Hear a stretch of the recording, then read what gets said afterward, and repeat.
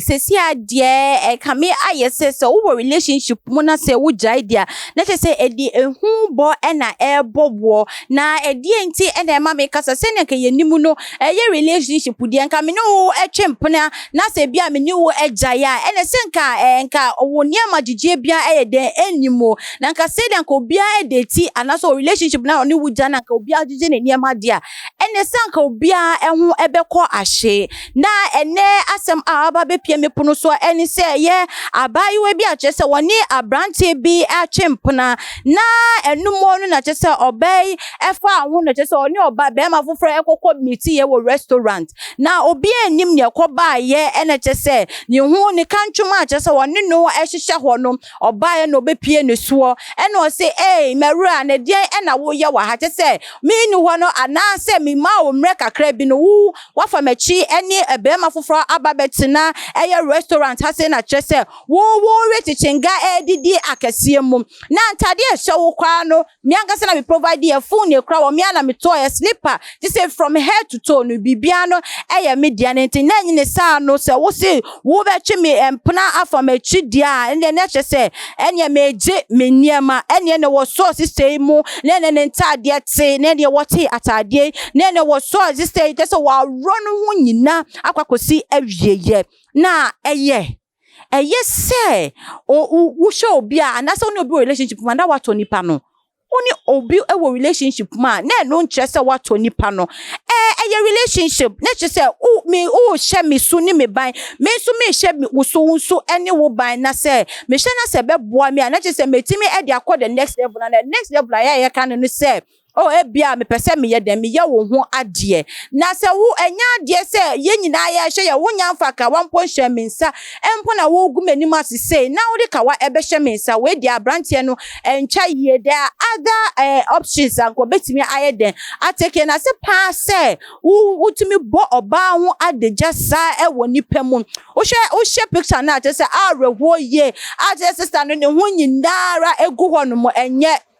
enchaye kra we yesu ni ban a ewo emema bedodo na obi wo no achese oto ade ma na so ni ℂa𝒗ght o se enye me niam me toma wo nyina ka me toma wo de me gini na ye nyina be kai na no ada papa bia chese woni oba bi etwemp na oba no e ka se woni ℂa𝒗ght chese bufu nti no edan wo sidi ma aban no okodwiri ni nyina e de eden eguye ama forgetting se wo soso no oba no so ni na de nti ne se wo mumienu nyina da masepem ho enye onu nkwa na wo kwase wo so feelings on so what feelings na si den enti na ma wutimi ekoye den ekokobo oba no adagya se na face me ka no me ka ediesi enne emma so Chiti no adoso da mikase so oba wodi wonsa eye adwuma. There's no way say bema ebe disrespect you da dan so enne emebunu na ma dodo na your madwin say they are going to rely on their boyfriends or be rely on omo kanchuma enti na amasa engwasese no ato abaya nyankopon ahyeda ehya won se do ama e de na chese wontimi emfa wonsa no emfa enye adwuma na we rely on bema say mhu eye relationship beba no onkonkotu wutiri so ensaye enti no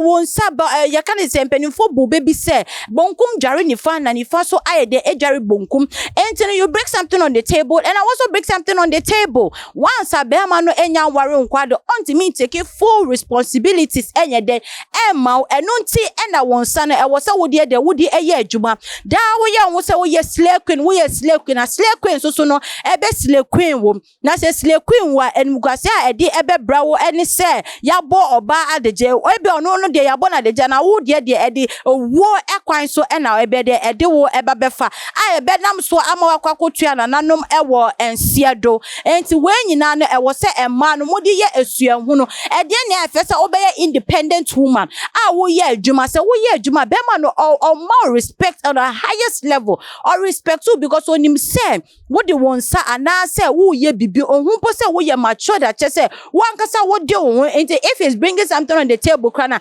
enya ne ya na say wo ye wadwe so media me nya hye na me rely on bema me ne no and me kantuma me ne no chimpona dia da no bema no obebu onimtia se de osi efa roro oba yi hu sa so na won so se bi betima de ato wo enti mesi ye nuama ema nyina se omumfa wo mo ensa enya adwuma no munya se wo mo de wo mo ni atoto wo boyfriend so no nya ade a de eboa na afi so no wonim se wontimi enye de wontimi enchempona se de na wo chempona ema no eyeyie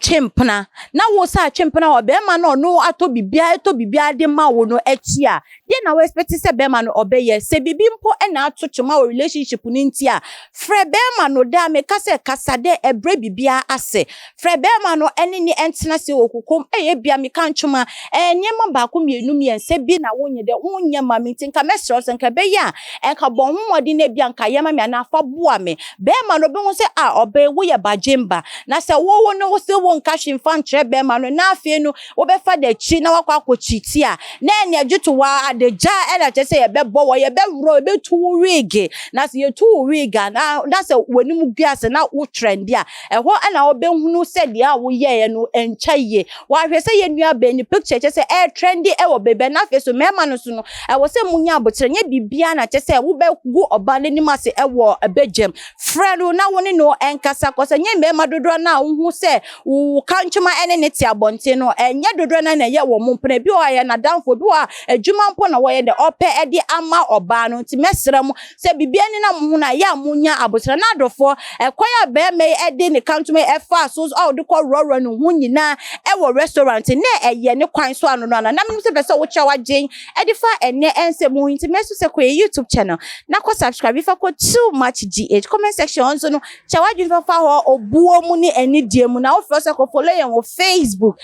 Instagram and Twitter na me de ene ensemi eba mafono so no mi din e de afia enshoma so do do ba bia ℂa𝒗ght ede se de ye be sai esha maka obibia